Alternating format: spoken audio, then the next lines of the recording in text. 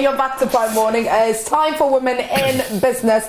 My name is Esiero Akumia, and KMJ, the royal host, is here with me. Yes, we're doing this together, and it's always exciting, like I always say. And anytime we have women who are doing amazing in the world of business, right here on Women in Business, to talk their journey with us, for us to learn a whole lot when it comes to their challenges and you know, how far they've come, what's best you can avoid, and all that. And so our guest is seated. Our guest is seated, and she's ready for you. But yeah, KMJ and I cannot better do the introduction of our guest. And so let's take a look at this profile video.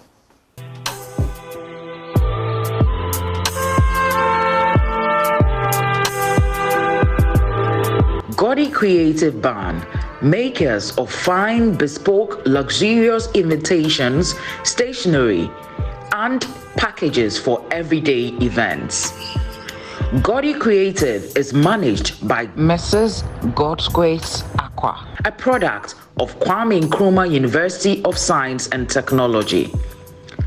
Goddy carefully ensures that client desires, personality, theme, and messages are conveyed through crafts and visual arts for cards, event stationery, as well as packaging and other visual elements accompanying events. She creates and develops graphics and crafts for everyday events and company products. The renowned stationery company, Goddy Creative Barn, was crowned the best event stationery and designer of the year for 3 consecutive years at the 2022 Ghana Events Industry Conference and Awards. Today on Women in Business, we explore the story of Goddy Creative Barn right here on Prime Morning. Stay tuned. Right, into our guest for Women in Business this morning is God's Grace Aqua, who is the owner of God's Grace Creative Barn, and then Goddy Packs. Now, earlier off air, I was asking you, Goddy Packs, Goddy Creative Barn, 2 separate businesses, but do they serve the same purpose? What exactly are they? Okay, so Goddy Creative Barn is the mother company, let me put it that way, and that was the 4 company. We started with that, and that basically deals with stationery spanning across the corporate world, weddings, and live events. It was after we did this that I realized that I had a flair or a passion for creating packages, giftings, like a gift concierge, something like that. So along the way, that was also birth. Yes, and so it works hand in hand. They accomplish the same thing. They still fulfill events and corporate needs. Yes. So you're just more of an events person. That's where your likeness is at. Well, you could put it that way. Only that we don't just do events. Right. We do the corporate as well. Yeah. Yes. Yeah. Let's talk about the existence, over the period. Were you doing something else before you felt like, okay, this is where I feel more comfortable, let me switch? Or it was just something that came to you and you felt like, okay, this is all I'm going to be doing? Okay, so I've been creative all my life. Okay. Put it that way. Anybody who knows me from when I was born up until now, they know I've had something for creativity, a passion. And I have studied along the way things that pertain to art and creativity. And so the birth of this came about sometime about 2009 when I resigned my official job. I knew there would be a story like that. I knew it. Was it also related to creative? Yes, I was a communication designer. I worked in an ad agency, one of the big ones. And I noticed a gap in the market, and I realized, or I noticed a new drive towards the service the service of that area. So it's something that I had been thinking about. I'd been doing it silently alongside.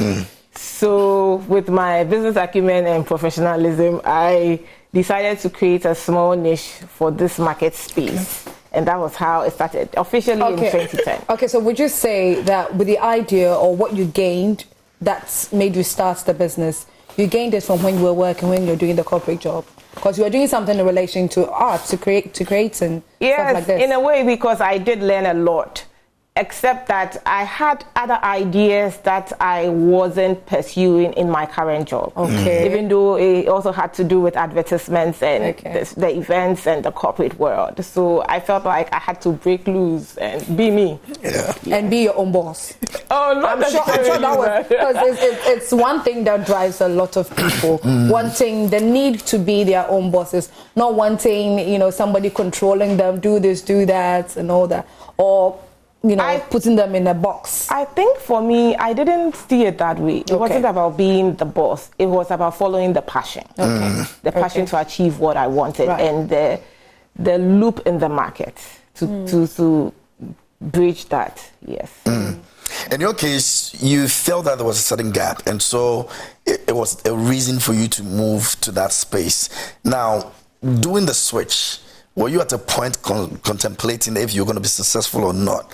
Because at that period, 2009, any switch can be a bit detrimental because it's about the system and all that. Did you have to think about that, or it was just an easy decision for you to make? Okay, so I had been thinking about this in the pipeline, and I was praying about it a lot of times. I had nudges from all over. Because remember I said this is something I was doing alongside doing my corporate work.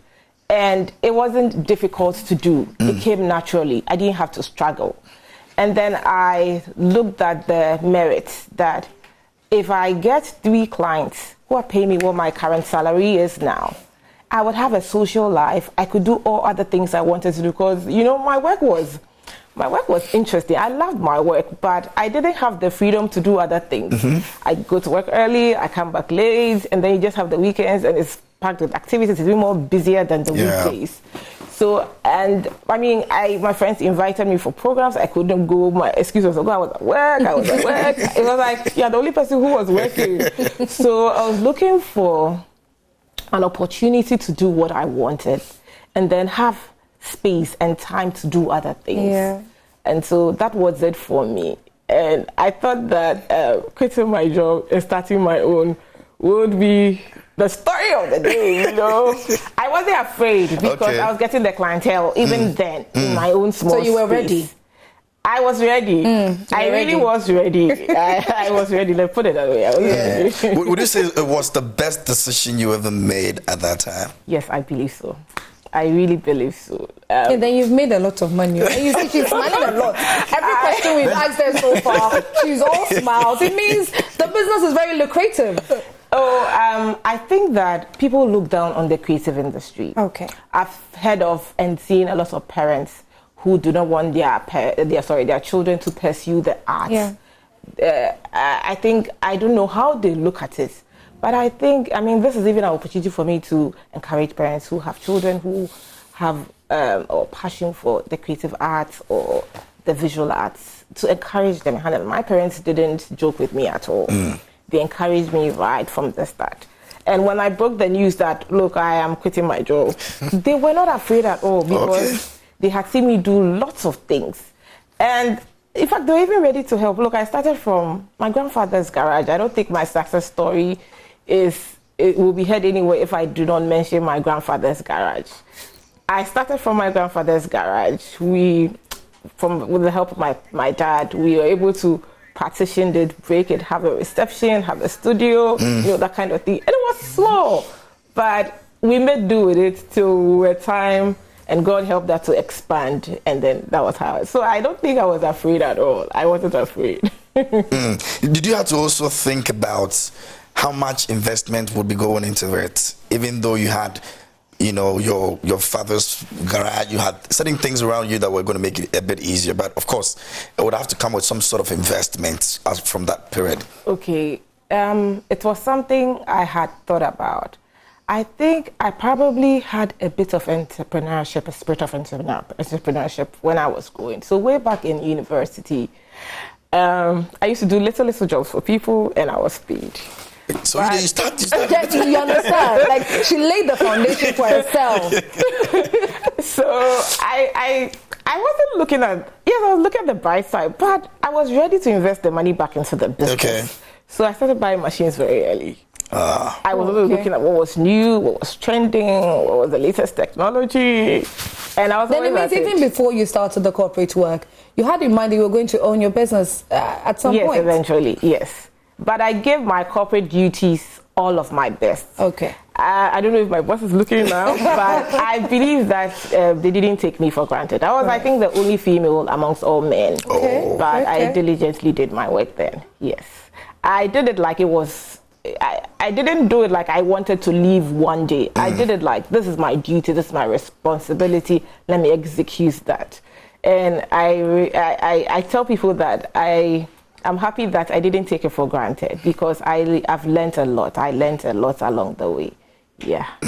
Would you say that even though you were prepared for being your own boss, would you say that looking at the time that you left the corporate work and wanted to pursue your dream of doing something for yourself, would you say that regardless of it turning out good, it was the right time, or maybe you could have waited a little longer to try to learn a little bit more from what you were doing, or to build your clientele even more, because you started doing it on the side whilst you were doing the corporate job? Would you say that it was the right time, or maybe you could have waited a little longer? I think it was just the right time. I had been getting nudges. Yeah. And I had been shrugging it off, I'm like, oh, give me a little time, give me a little time, because, in as much as I was confident to surge out, I also had a few, maybe it might be blooming now, but what if, it doesn't turn out well? Are you going to turn back to the corporate world? What are you going to do? And I had questions like that, but I think it was just the right moment. Just the right moment. And let's talk about the challenges from when you started. The person who drive you, the challenges will make you start thinking, I really want to do this. I think I fail not to mention God all the time, because God has been my immense help through it all. I quickly go on my knees and I start praying, because of the challenges. I'm not sure whether they were really aimed at you or it's general. So I get talking to other entrepreneurs. I'm on the Ghana events industry. Like, I listen to what other people have to say, and I'm like, look, this thing is all around. The challenges, from the onset, it was just me, and there were two other younger ladies that I wanted to poach, and it started on a good note. Then I got people who wanted to intern, so it was okay. All in your grandfather's garage. Yes, all in my grandfather's garage. And so, I had the patience. I took it one day at a time. God, he really helped me. I was tutoring people. I mean, because all the people who came, apart from one or two who had similar traits or had a flair or passion for what I did, the others didn't really have any idea. And so I have to make the passion follow you. Then you will have an interest to be able to execute the jobs the way I look at it. So you see it like the way I would see it. Because I think that if they do not have the passion, getting to where we are now will probably not have been possible. Yeah. And then entrepreneurship in Ghana is hard, such that in my kind of work, someone would say probably that it's a hands-on job. Yeah. So yes, I was in the university. I have other people who are in the university who help me here and there, but I wasn't in the position to hire people all through who had degrees and things like that. So it was a challenge getting people who were forward-thinking like me, getting people who understood what it meant, client service, service delivery.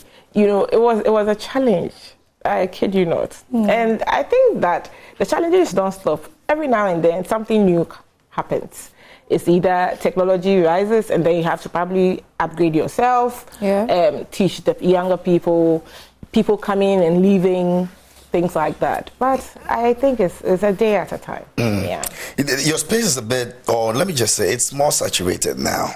A lot of people are also from nowhere. Yeah. I mean, if you look at it from 2009 up until now, even in 2021, you're winning an award and all of that. Now, it's different from what you used to see it when you were starting. How do you see it? Is it a competitive space, or it's just that everybody feels like I can also design something and make some people feel like they're also having a good time? So let me just do it. I think of both worlds. It's very competitive now.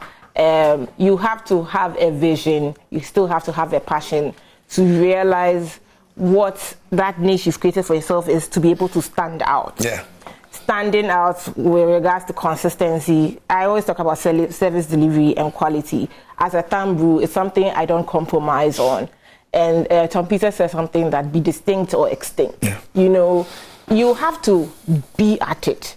And someone says, oh, you have your own company, so you can decide to go to work where you like and all those luxuries. I think that I haven't worked harder in my life than like owning my own company as to regards to when I was working for someone. I felt that going to that space would make me more liberal. Yeah. Yes, I still have some liberality. I can choose that, okay, I'm taking this client on, or I probably cannot. But it means much more hard work, much more input. I'm constantly on my employees, you know, because if you, I can't tolerate the slack.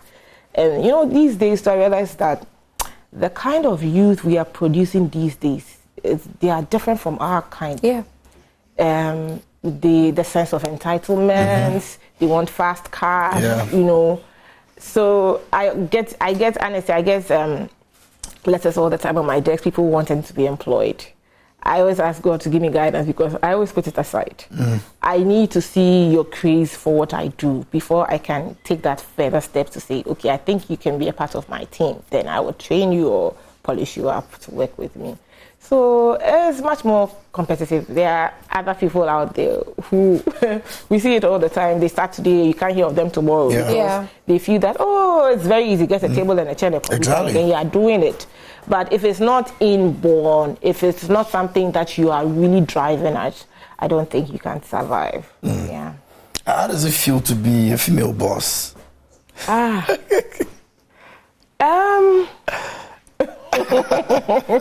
This is something I haven't really thought about in a long while, because there's a school of thought, oh, women, the world of women. You know, I have male employees. Yeah. And, well, I don't know how they think about me. Maybe you should start investigating that. And be sure how they think about it. I think so. I have two male guys on my team. I've worked with others in times past. There was one that I realized couldn't take an order or couldn't just work with me, you know. It was just a matter of time for us to get there. But the others are quite cool. Yeah. How do you handle them? Knowing very well that by hindsight, they may be thinking about some of the things you sometimes think about. Oh, I'm giving an order. This person knows very well that his business is work, but gender-wise, he's feeling a certain type of way. How do you handle some of these things so you don't make them feel, or they don't feel that, okay, you're being bossy? I try not to be bossy, but I deliver the message. I try to, in fact, if you could talk to any of them, I try to be as friendly as possible, but very fair. When I'm fair, I'm fair. Everybody knows it. I would drive at you, and then after I'll smile with you. And I make them aware that, you know, we all didn't start from here. We came from somewhere. So you should have a picture in mind. I don't think all of you will be here forever. You should aspire to be great. So correcting you doesn't mean I don't like you or I'm trying to push you in the dark. And you know, male ego. And so I try to be gentle yet firm and drive the message across. Occasionally we hold meetings, we discuss amongst ourselves, and we better ourselves. Yeah. Okay. Now let's talk about you and client relationship, your workers, and the relationship of that of clients. How do you go about that? How do you manage the various or different types of characters or behaviors that come your way every time? Because you're meeting different people with different tastes, different preferences, and then all that. How do you put that into consideration to have a solid relationship with them? And how also do your workers come into this? Okay, so it is not all my workers who have a relationship with the clients. Okay. Some of them are off limits to the clients. We have just one or two who meet the clients. And over the years, I've realized that one happy customer or one happy client means 1,000 happy clients. Okay. And the kind of work we do, yes, we are on social media, we are out there, people hear about us. But I think that majority of our clients come to us based on hearsay and the products they've seen. Okay. And so it's a very small world and a small space, because you realize that one person recommended the other and the other person recommended the other. Yeah. So, and it's funny, they all come, like you said, with different tastes, different, but we try to meet them all. And sometimes you can see that they are really driving at you. I am more challenged when I meet clients who drive me to bring out the best. Sometimes you probably might not have heard of this idea, but that's what the client wants. So I try to be patient, take it a day at a time, give them the attention they need, and then they also help me explore what they want. There are other clients who, excuse me to say, sometimes you feel that, hey, this client has been sent to torment my life, But God being so good, we find a way, and occasionally you really get to meet. I mean, it's not perfect. Yeah. You get to meet clients who are on fire, fire for fire, But we try to exercise patience to meet their needs one way or the other. There's been a lot of encouragement too for some of our clients, and a lot of them have helped us to be where we are now, and I don't take them for granted at all. Have you at any point encountered a situation where you just couldn't deliver what your clients wanted? Maybe it was too far-fetched for you, way beyond what, because you are making do with what you have to deliver what they want. But with what they want seems to be too much for you. Did you ever see yourself in such a situation? There's a key that I work with, that under-promise and over-deliver. So irrespective of what the clients tell me, it is my goal. It's something I never joke with, to go over the expectations. Okay. I don't think there's been a time where I didn't deliver. If you really hear of one, even when the problem is finance, I tell myself that, it's not always rosy. So if we probably don't hit it here, we'll hit it at the next one. So we even try to manage the expectations where the finance is not too great. But we always try to be at the top to deliver the best. Because for me, I don't know where this work is going to come. And our kind of work goes places. It will amaze you, places you'd never expect to hear. And you never know who's watching or who's looking. So as a thumb rule, I don't compromise the quality or going the extra mile. All right. Okay, viewers. So this is Women in Business right here on Prime Morning. And we are speaking with the CEO of Goddy Creative Barn and Goddy Packs, God's Grace Aqua. She's our guest for Women in Business today.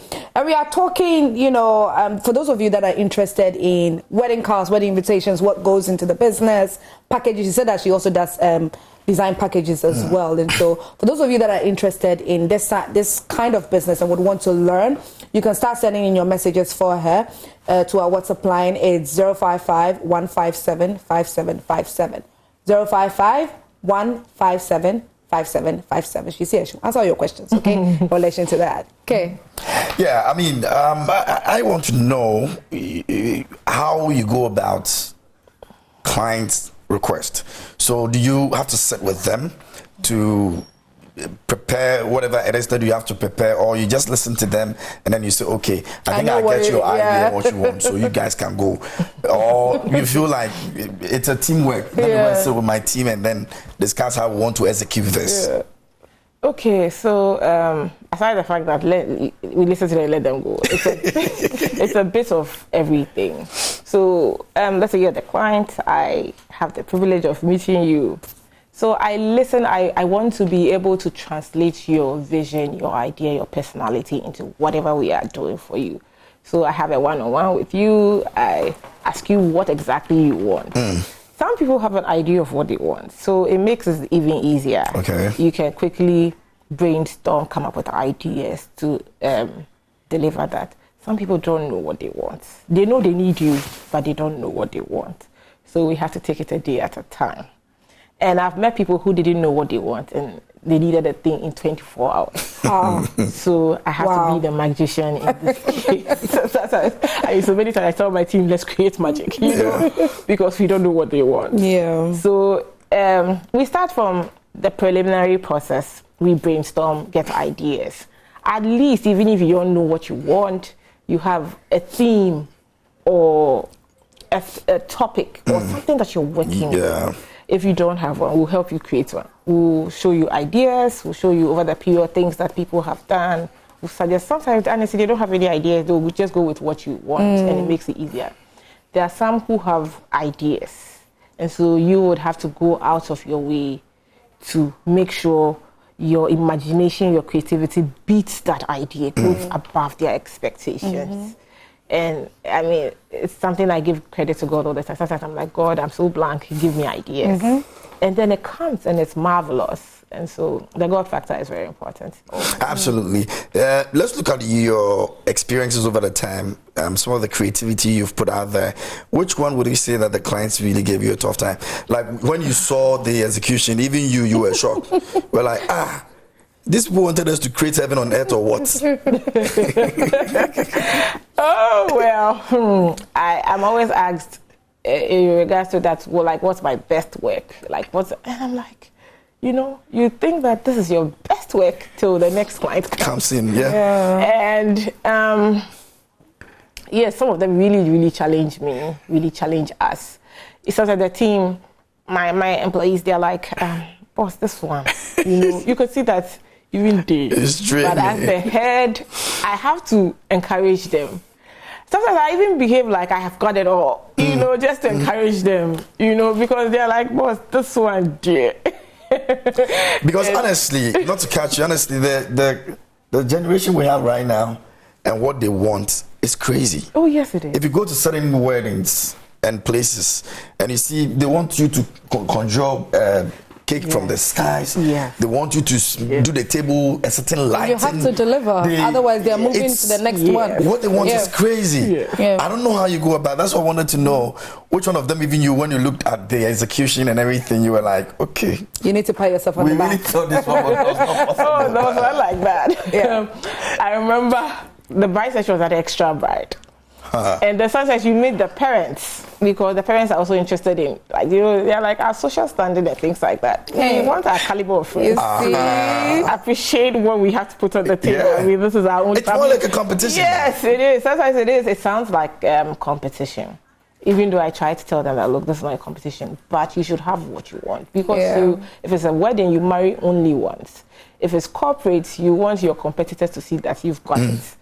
So there was one like that. I had sleepless nights, honestly, because it was from one model to the other. And usually I would want to execute it for you to see, look at it before we produce massively. So I remember I did one. They're like, oh, wow, this is interesting. Then the mom goes like, but how about if it's like a box? The men can put their stuff inside. At the same time, when you open it, it reads the words of the invitation. And then I was like, oh. The mama wants the box to read the words of the invitation. Yes. So like a voice kind of thing. Yes. So like some animation or some video thing, Okay. I think for her, she's ready to spend on it. Right. But she doesn't want you to put it aside after the wedding. She wants it to be something in your life that you have to look at every time you see it, and you're like, oh, this is so-and-so's wedding. Oh, and I'm making use of it, that kind of thing. It really drove me. But I think it's a great idea. Because usually these sort of things, you attend the events and then you do away with them easily. And you don't remember except this, the caps or the handkerchiefs and, the other souvenirs you get. So I tell people that some people are like, oh, hold the notion. Oh, yes, you can just throw it away, and some people really invest in it. So you realize that there are people from two walks of life. Yes. Those who really invest in it and have, sometimes you might not so much have use of it, but like when you look at it, you're like, oh, wow, this thing. And there are some that is just a paper, flimsy paper. You just throw it away and discard. So, I mean, I try to school people. And now with digitalization, people are like, oh, I just walked to the event, I just scanned the QR code and I have it. And then I tell them that, you spend fortunes on your wedding dress or the food, because then happy people, happy food, happy music. But, you know, the tangible things that you can have as proof of your wedding are some of these things. Because you realize that, I have realized that people come and like, God, did you have a copy of our wedding invitation? Can we have the program because there's some divorce? Yeah. Or they needed to travel. Or they needed to really enhance the fact that they've been married. And, you know, so they keep coming back. And I'm like, even if you don't want to do 1,000 for the whole world and you have a small guest capacity or you're doing a very small event, just invest in it, do a few quality pieces that will speak. And sometimes I get things like, Goddy, when people saw the car, they're like, my goodness. Meanwhile, it's just going to be a simple invitation. You know? But the look and the invitation is saying it all. It's like a prelude to the event. So, like... and they're beginning to pay more attention to that now, right? Yes, people are paying attention more to that. Except for those who are in a hurry to marry for one reason or the other, haven't really planned, things come up and then they just want to tie the knot quickly. The corporate people, I appreciate a lot because they really have guidelines, they have standards, and they know what they want. And corporate world is never going to go away. Yeah. And for a lot of the event people, especially the couples, once they marry, then you're looking forward to the next social activity they're going to have, probably christening their children or birthdays or then a funeral. But in the corporate world, there's nothing like today we are not having business meetings or we're not launching something or there's not a new program. Yeah, I was actually going to ask that because, you know, these sort of events are seasonal. Yes. They come in seasons. And so you have a particular season that you have continuous clients coming through your door for weddings. And then another season, we have funerals as well. Yeah. And then all that. So on times or periods that it's not you don't really see these coming. What do you do? What exactly do you do? Okay, so I must say that from 13 years ago when I started up until now, the trends have changed. Okay. And with the onset of COVID, it even changed more. Right. After COVID, I didn't have a life. Basically because it was back to back. Someone will probably say that, oh, well, after COVID, things are now streaming up. I think people have put their events and their programs and their celebrations on hold for a very long time. So they were excited to come out. And then the government had also placed a ban on events. You can't do more than 50. Then it came to 100. And then we weren't even sure what we were doing, you know. But in that space, I mean, COVID gave me personally time to revalue, sit back, look at my delivery, what can we do better. I think it was even the time where I launched a book called The Prayer Journal. And I sold my first 1,000 few pieces. And it had been back to back. And so there was not a high season or a low season.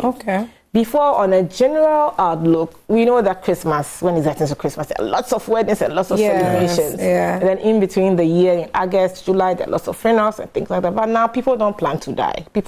It just happens. And so now there are funerals almost every other weekend. And then the weddings are almost every other weekend. There's a heightened level in Christmas because people hold the notion that their family members come down. There are lots of holidays, so people will be able to patronize their events. But otherwise, I don't think that's really, for me, there's much of a lean season as to a fat season. I think it's just and I have God to thank for. You know, some time ago, I chanced on a viral video on TikTok.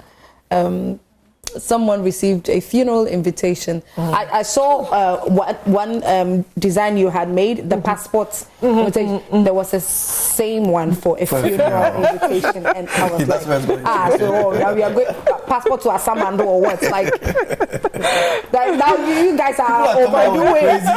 You see, things. Something like this. But it was a funeral. My goodness. It was and you know the funny thing, when you open it, it has the picture of the person dead in it with the information. Yeah, you know, like the whole information. I was like, yo, you guys are overdoing. You know, people are just getting crazy. Sometimes the clients drive us. You know, so we have social media. I have a studio that you can walk in. You see different elements of what you want. Some people make life easier and say, okay, I want A, B, C, ready to order. So I just change the color, change the text, and I'm good to go.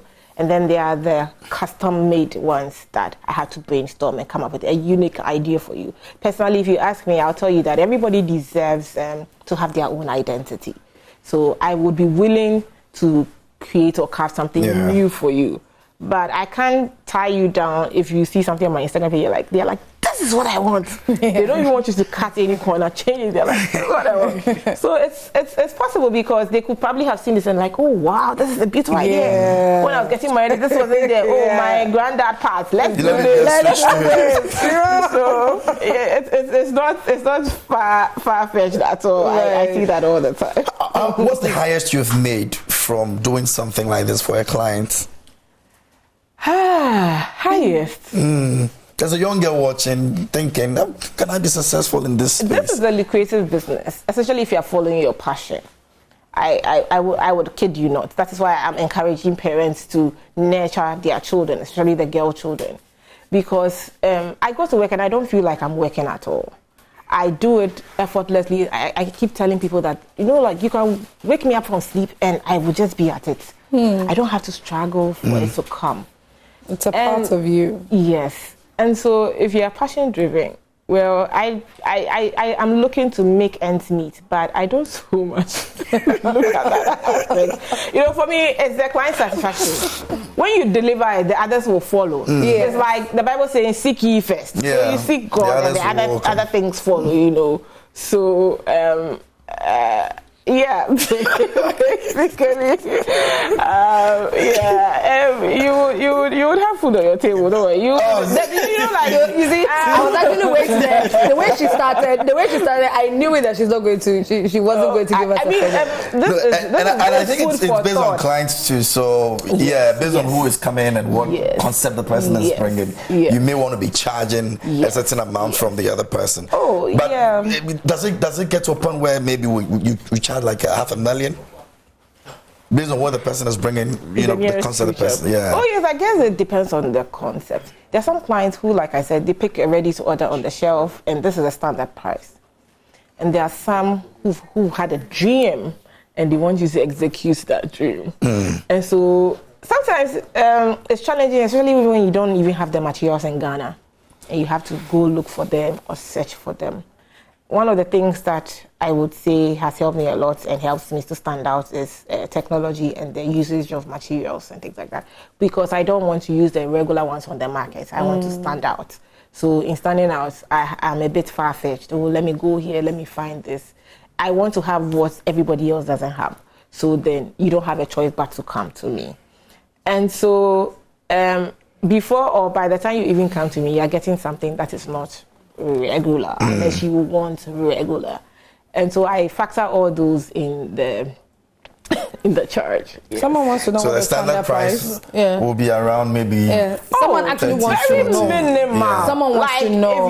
I try to. Someone wants to know. Yes. So the reason why I educate people to come to me is that I don't just cater for high end. Okay. I cater for people from all from the cream of life, all walks of life. I meet people who probably do not have anything and want to marry. So as low as 15 Ghana cedis, you can have an invitation. Are you serious? Yes, I'm very serious. Oh, this is good. 15 Ghana cedis. Yes, you can have an invitation. How many copies are we looking at? Just one. For just one? Yes. Okay, so 15 cedis per one. Yes. So if you're making like 30, 40, it comes with discounts as well. We give discounts to people who are doing other things with us. So we look at the invitation, then the day of the event. So you have something like the order of service of the programs. Okay. Some people want a guest book. Some people want a signage frame where people leave their messages. Yeah. Some people want you to know all the food on the table, so we create a menu card. Now we are seating our guests. We want them to know where they are seated by the time they enter. So there's a seating chart. There's an escort card. Oh, you do all the seating chart? Yes. Wow. So it goes beyond just the invitation. And the corporate people as well. First Atlantic is having a cocktail for their premium clients. They want an invitation, so we'll do that. Then they'll tell you, okay, what souvenirs can we give us? Can you brand these books for us? And then we do that. So I guess it goes much deeper aside doing just the invitations. Yes. Oh, so 15. Okay. I have a message for you. Someone says, hello, good morning. She moved me hugely this morning. God bless. I need her number, please.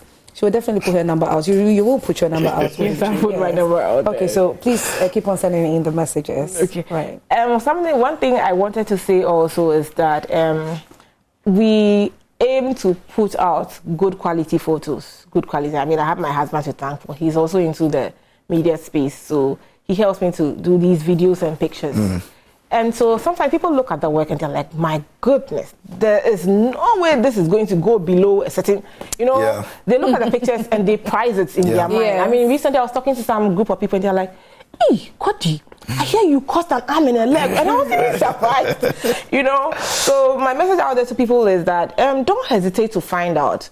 The Bible says if you don't ask, you won't get. So if you're interested in something, especially from my end, ask us. Let us tell you how much it costs. Yeah. Because sometimes people have bizarre ideas. Let's take a look at some entrepreneurship, factors when it comes to scaling up. Now, over the years, entrepreneurship really isn't scaled up that much. Are there some key factors that is, contributing to this? Yes. People ask me a lot of times, where do I get my materials from? That's to start. How did I come about this? Did I study it in school? What's the right subject to study to get this? So like I said, I did communication design. So my field of interest more or less was into advertising, which I do on the side. But I have a passion for this. But you should be driven to know what you want. That's number one. And then we can encourage you to say, study this at KNUST or go to this other affiliated university to learn this. And then with materials and tools, you would have to be creative, because there have been times where I use materials that didn't have anything to do with stationery. I'm working in the market, I see buttons. Ooh, this would be nice on my invitation. So I quickly buy it. You have to be creative. That is the drive. Because, I pray we get there. That's why you want specific machines, printers. You won't find them on our market. You have to go overseas to find them. You have to go online to. You have to be abreast with the technology. Have mentors and people who are also doing like things or things in your area or field. Look at it. Let them motivate you to push you. Are they welcoming? Because some are welcoming. Some will really be down to earth. Some are also at arm's length. You can't reach them. So you would have to be smart about it. Read wide, educate yourself, go to school. You can do business or school at the side and try to enhance yourself. Because if you sit down, it won't come. You would have to really go out there. Yes, it's really challenging for quite a number of people. I remember someone saying, hey, but how am I going to go to China to get all these for someone who's really starting? And I told her to take it a day at a time. You don't expect to start today and your office is fully finished. Well, something. I mean, I'm still open for or to angel investors who want to invest in my field and my line of work. But you have to take it a day at a start, a day at a time, and put down your vision, put down your mission, and work towards it. I know entrepreneurs who, once they make their money, they are going to chill. Going on vacation. You should have a long-term plan. Have a long-term plan. Otherwise, you start today and tomorrow nobody hears about you. You are just going down. Yeah. Do you pay yourself? Yes, I do pay myself. Yes. It's a healthy habit. You can't just imagine that I've won $1 million and all is coming into my pocket. You have to think about the infrastructure, enhancing the workspace for your employees, even for the clients coming in. You should always be a step ahead. Yeah. How do you discipline yourself? It could be maybe one of your values that is guiding you to make sure you're able to sustain the business. Now, what are some of the things that you look at? So anytime you feel like you want to even overspend on something, or you want to just put a bit of luxury into your life, you go like, okay, no, this is not the time. Because some people, they didn't, like you rightly said, they know the consequences, but they still go ahead and do what they have to do. Spend on themselves. Exactly. Yours, is it the fear that when you collapse, your family members will be laughing at you? Or your grandfather will be looking at you saying that my garage has been useful, all these things. Look at what you have done to yourself. I'm not looking at failing. I'm not guessing. I don't have that in mind. So I don't look at that way. But it takes a lot of discipline. I did a little bit of business and business law in school, so I had an idea of what it was. And I would encourage a lot of people out there that learning about your business or learning about business values and things is not something you should take for granted. Because I realize that there are people who have started or want to be in this field or have started their own entrepreneurship journey, but fail to seek the help they need, not recognizing that you need the education that you need. It's not enough just having a table and a computer to say, I'm doing business, you know. So you have to read about it. So honestly, when I started, I was ready to pump my money back into my business to make it grow. So I wasn't looking at the enjoyment part, but often than not, my mom will come walk into the studio and say, don't kill yourself. You know, enjoy life. Yeah. And live. Yeah. My husband, he lives. Oh, okay. So he's like, you have to live. You know, you can't just be at it the whole time. Yeah, man. And my daughter, she'll come and say, Mommy, today, this year, where are we going? You know? And things like that. Yeah. I mean, and you see, you need those those to be more creative, if you will. Yes. I mean, creative people usually have that lifestyle that gives them the creation they need. Yes. And you need to explore these things. Yes, You need to you visit really places. You need to do all of those things. If you're not careful, you may be spending too much on that too, but it's a necessity. Yes. You I think know. you have to plan for it. Yeah. If you plan for it, it's easier. You don't feel it's too much on the pocket. Yes. So you can have a structure where different people do it different ways. How much they pump back into the business at a certain percentage, how much goes back to them, and how much is being saved and things like that. So I think that if you have a correct equation, you shouldn't be lacking in that area. But you apply caution. Exactly, because it's not like when you begin the business, no, then you start, hey, they say they are going to Zanzibar, let me follow. They say they are going here, let me, you know, it has to get to a certain point. Yes, you really have to. I am so passionate about what I do that sometimes when I'm in the market space and I see materials and tools, I'm obsessed. My husband will better be like, I walk into a shop overseas and I see all this. I'm like, oh my goodness. That's when the creative thinking starts. Yes. What are you going to use this for? I could invest all my fortune into that. But then I tell myself, you know, it's not everybody who wants velvet. It's not everybody who wants this. So apply caution. It's all about here and there. Yes. Let's come to identifying opportunities. Opportunities or ways of putting yourself out there even the more. How do you identify opportunities? How do you see that this could be good for me? That could be bad for me. Let me go for this one instead of that one. I think it is with what you are comfortable with. I think over the time, I've had people venturing into opportunities that they thought would work for them, but didn't because, well, sometimes it's challenging. You would want to challenge yourself to say that, okay, I can do this. When it comes to me, because mine is more of an inbuilt thing. Immediately I see it, I'm like, look, I love this. I will go for it. I will not relax. And immediately I put it out there. People, I just start getting messages. I start getting calls. Okay. Oh, we saw this. And another person calls you. Oh, can you do the same thing for me? And that is it for me. There have been other times where I hesitated because I'm like, look, this is not me. And that brings me to something that happened to me way back, like maybe about 20 years, 18 years ago, where we had finished BEC. I had applied to secondary schools to pursue visual arts because I'm an art person. I can't do any other thing. And back in the day, I learned as hard as I could to pass my exams just to be sure I'm getting where my parents wanted me to go. Then results were out. I had chosen my school. In those days, they put it on a board, so you go and look at it, make sure your name is there with your parents and all. And then I go there.